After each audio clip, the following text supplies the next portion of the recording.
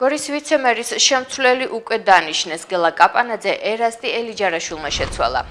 მის შესახებ, რაც ამ ეტაპზეა ცნობილი არის ის, რომ შინაგან საქმეთა სამინისტროში მუშაობის გამოცდილება აქვს. გარდა ამისა, ახალი ვიცემერი გორის სახელმწიფო სასწავლო უნივერსიტეტში საოჯახო სამართლის სემინარებს ხელმძღვანელობდა. ელიჯარაშვილი გორის მერის პირველ მოადგილედ დღეს დაინიშნა. გადაწყვეტილება კონსტანტინე თავზარაშვილმა მიიღო.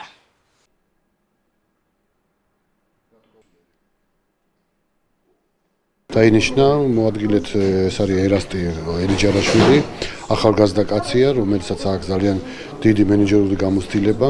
2012 წლიდან ის მუშაობდა თბილისში, მოღვაწეობდა.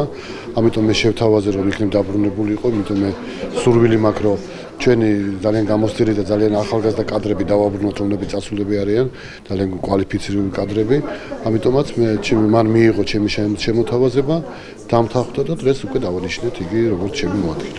ძალოვნებში მუშაობდა ბატონი ერასტი და მთხოვე რომ გადმოსულიყო ჩვენთან და მოხმარებოდა აი ამ საკითხების მოგვარებაში, რა საკითხებიც აი ამ მოადგილეს ეხება. გიდასტურებთ რომ დღეს ნამდვილად დავინიშნე გორის მუნიციპალიტეტის მერის პირველ მოადგილედ. რაზეც მინდა კიდევ ერთხელ ბატონ კონსტანტინე თავზარაშვილის მადლობა გადავუხადო გამოცხადებული ნდობისთვის.